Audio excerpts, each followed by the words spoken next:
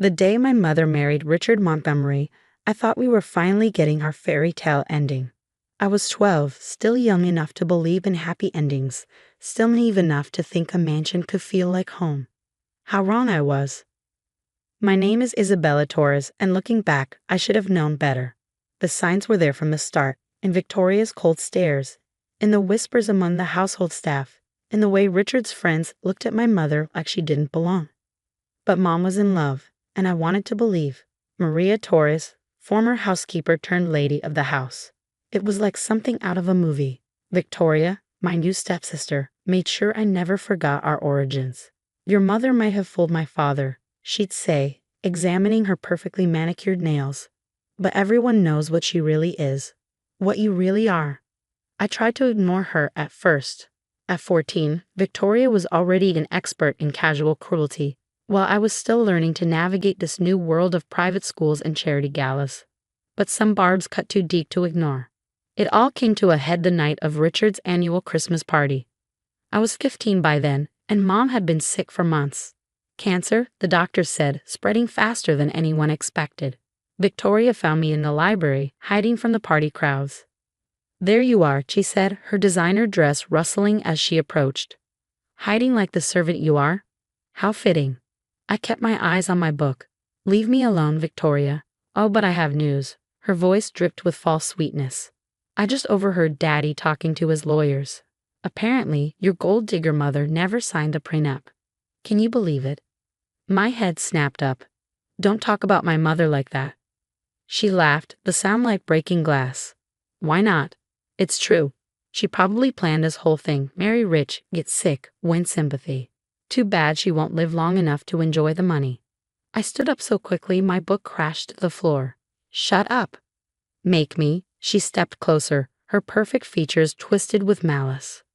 "You're nothing, Isabella. Just the maid's daughter playing dress up in a world you don't belong in. And once your mother is gone, you won't even have that."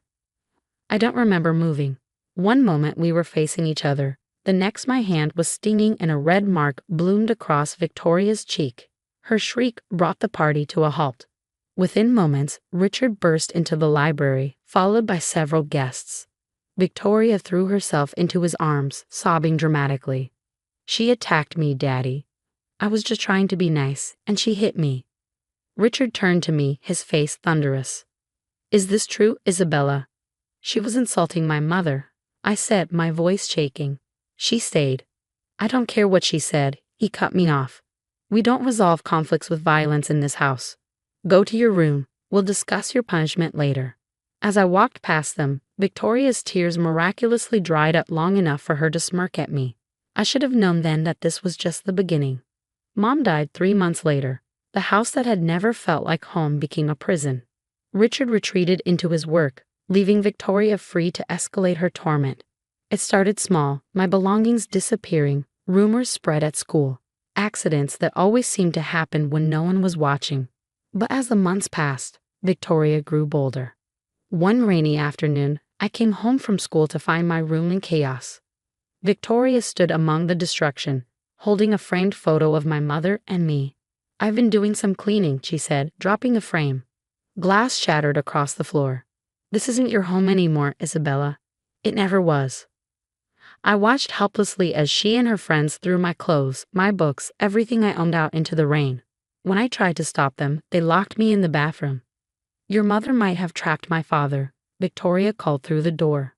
"But you have no claim here. You're just the maid's daughter. Remember that." Hours later, when Richard finally found me, my belongings were ruined by the rain. Victoria played the innocent, claiming she caught me trying to steal from her room. Richard, as always, believed her. But what Victoria didn't know, what none of them knew, was that my mother had left me something far more valuable than clothes or books. A secret that would change everything. The day before she died, Mom had called me to her bedside. Her voice was weak, but her eyes were sharp as ever. "Isabella, my amour," she whispered, pressing a key into my hand. "In my old room, behind the loose panel, there's something you need to know. But not yet. Wait until you're ready. Wait until the right moment." I kept that key hidden for years, waiting, watching, enduring Victoria's cruelty and Richard's indifference. I focused on my studies, earned a scholarship to college, and got as far away from them as I could. For 10 years, I never looked back. I built a life for myself, became successful in my own right. The key stayed hidden in my jewelry box, almost forgotten. Then came the call that would change everything. Richard Montgomery was dead. Heart attack at his desk. And his will? Well, his will would reveal secrets that not even Victoria was prepared for. Sometimes the best revenge isn't about getting even. Sometimes it's about waiting for the perfect moment to reveal the truth. And my moment was finally coming. Walking back into the Montgomery mansion after 10 years felt like stepping into a time capsule. The same ornate chandelier hung in the foyer, casting prismatic shadows across marble floors. The same oil paintings of stern-faced ancestors lined the walls. Even the air smelled the same, a mix of lemon polish and old money. But I was different. At 25, I wasn't the scared teenager Victoria had tormented. My simple black dress was Chanel, my heels Louboutin, small indulgences for my success as an investment banker. I'd learned that sometimes the best armor is wearing your achievements quietly. Victoria was already there, of course, holding court in the library where we had our first real confrontation a decade ago. She aged well, I had to admit. Marriage to a hedge fund manager and 3 rounds of subtle plastic surgery had kept her looking like the princess she'd always thought she was. Her eyes narrowed when she saw me. Well, the prodigal stepsister returns. I'm surprised you have the nerve to show your face here.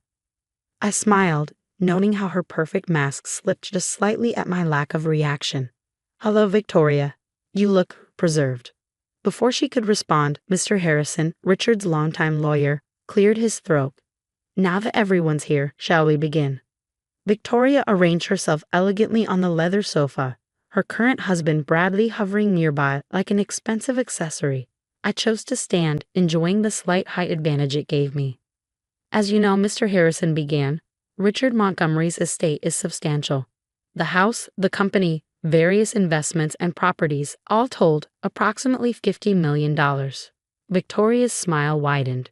She'd already mentally spent every penny, I was sure. However, Harrison continued, there are some unusual stipulations in the will, and a letter to be read before the distribution of assets. He pulled an envelope from his briefcase. Victoria shifted impatiently. Is this really necessary? We all know how this goes. Daddy left everything to me, his only real daughter. Can we skip the dramatics? Harrison ignored her, breaking the seal on the envelope. His eyes scanned the contents and something shifted in his expression. This letter was written by Richard 5 years ago, he said. I'll read it exactly as written. To my daughter Victoria and to Isabella. If you're hearing this, I'm dead. Good, because I've been dead inside for years, ever since I learned the truth about what happened to Maria. Victoria rolled her eyes, but I felt my heart skip. My mother's name hadn't been spoken in this house for a decade. Maria Torres wasn't just a housekeeper who seduced me, as everyone believed. She was my first love, long before I married Victoria's mother. We were young, careless, and her family didn't approve. When she discovered she was pregnant, her parents sent her away. I didn't know where. By the time I found her again, years later, she was working as a housekeeper in my own home, raising our daughter alone. The room went completely silent. Victoria's face had gone pale. Yes, Victoria. Isabella isn't the maid's daughter. She's my daughter. My firstborn. I discovered this shortly after Maria's death, when I found her diaries. DNA tests confirmed it. Isabella is not just my stepdaughter, she is my flesh and blood.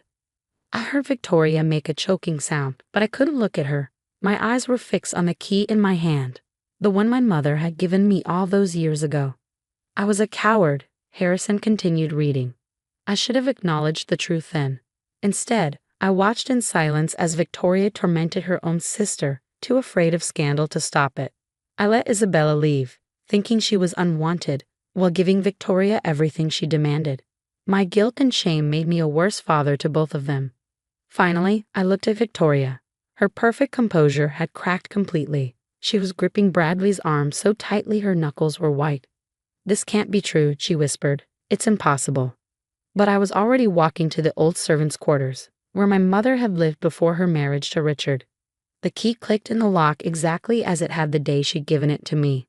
Behind the loose panel, exactly where she'd said, was a small box. Inside were letters, photos, and a diary that told the story of a young love destroyed by prejudice and pride. And a DNA test, dated just weeks before my mother's death, proving what she'd known all along. I was Richard Montgomery's firstborn daughter, and everything was about to change. Victoria lunged for the documents as soon as I returned to the library, but Harrison stepped between us. "There's more to the will," he said firmly. "Please let me finish." She sank back onto the sofa, her composure shattered. Bradley had moved away slightly, already distancing himself from what was clearly about to become a scandal. As my firstborn daughter, Harrison continued reading, "Isabella is entitled to her rightful inheritance. Therefore, I leave her 75% controlling interest in Montgomery Industries, the house, and the majority of my liquid assets." Victoria shot to her feet. "This is ridiculous. She forged those documents. She's lying, just like her mother." To Victoria, Harrison raised his voice slightly. "I leave a trust fund of $5 million, contingent upon her completion of 2 years of community service at the Maria Torres Memorial Foundation, which will be established using $10 million from my estate, under Isabella's direction." The irony was almost too perfect. Victoria would have to work for a foundation named after the woman she dismissed as just a maid. "This is impossible." Victoria's voice had risen to a shrill pitch. "I'll contest it. I'll sue. You can't just walk in here after 10 years and take everything." I opened the box my mother had left me, pulling out a faded photograph. It showed a young Richard Montgomery with his arms around my mother, both of them smiling, young and in love. "Look familiar?" I asked, holding it out. "This was taken the summer before my mother's family sent her away, 9 months before I was born." Victoria snatched the photo, her hands shaking. "One old picture proves nothing. You really expect everyone to believe this fairy tale?" "The DNA test results are quite clear," Harrison interjected. "And there are multiple copies filed with several law firms. Your father made quite sure this couldn't be contested." I watched as the reality of her situation finally sank in. Victoria's carefully constructed world was crumbling, just as she had once tried to destroy mine. "Why now?" she whispered, more to herself than to me. "Why didn't he tell us before?" "Because he was a coward," I said simply. "He chose his reputation over the truth. He chose your comfort over my rights. But in the end, he tried to make it right." Victoria's face hardened. "You think you can just walk in here and play lady of the manor? You know nothing about running a company, about our world." "I'm an investment banker with an MBA from Harvard." I cut her off. "I've spent the last decade learning exactly how to run a company. While you were planning charity galas, I was planning for this moment." Her mouth opened and closed soundlessly. "The choice is yours, Victoria," I continued. "You can fight this, waste your energy and money on lawyers who will tell you the same thing Harrison has. Or you can accept the trust fund, do your community service, and try to become someone your father could have been proud of." "And what about me?" she asked, her voice small for the first time I could remember. "Where am I supposed to go?" I looked around the library where she had once tormented me, where I had first learned to stand up for myself. "You can stay here for now," I said finally. "In the East Wing. Consider it a grace period while you figure out your next steps." Her eyes widened in surprise, then narrowed with suspicion. "Why would you show me any kindness?" "Because I'm not you," I replied simply. "I don't need to destroy someone to prove my worth." The next few weeks were a whirlwind of paperwork, meetings, and transitions. I moved into the master suite, while Victoria reluctantly relocated to the East Wing. The company board was surprisingly accepting of their new CEO. Perhaps because I came with fresh ideas and a Harvard pedigree. One evening, as I sat in Richard's old office, my office now, I found another letter, this one addressed just to me. "Dear Isabella, by the time you read this, you'll know the truth. I was a coward in life, too afraid of scandal to acknowledge my firstborn daughter. Your mother was the bravest person I ever knew. She protected you from my weakness, gave you the strength to survive Victoria's cruelty, and loved you enough to wait for the right moment to reveal the truth. I don't expect your forgiveness. I don't deserve it, but I hope that in giving you your rightful inheritance, I can begin to make amends. The company, the house, the money, they're yours by right, but they're also a test. Will you use them to seek revenge or to build something better? I think I know the answer, You are your mother's daughter after all. With love and regret, your father. I folded the letter carefully, thinking about choices and consequences. Victoria was struggling with her community service at the foundation. But she was trying. Sometimes I caught her looking at old photos of our father, perhaps seeing him differently now. The mansion felt different too. I'd hired Carmen, our old housekeeper's daughter, as the new house manager. Her children played in the gardens where I had once felt so unwelcome. Their laughter echoed through halls that had been silent for too long. In my mother's old room, now a memorial library filled with books for underprivileged students, I hung that faded photograph of her with Richard, not to remind me of what was lost, but of what could be rebuilt. Sometimes the best revenge isn't about making others suffer. Sometimes it's about breaking the cycle of cruelty, about building something new from the ashes of the past. Victoria and I will never be close. Too much history lies between us. But we're learning to coexist, to acknowledge our shared blood if not our shared values. And maybe that's enough. Because in the end, I am my mother's daughter, and she taught me that true strength isn't in tearing others down, but in rising above, in turning pain into purpose. The Montgomery Mansion isn't just a house anymore. It's becoming what it should have been all along, a home. Not just for me, but for everyone who needs a second chance, just like my mother would have wanted.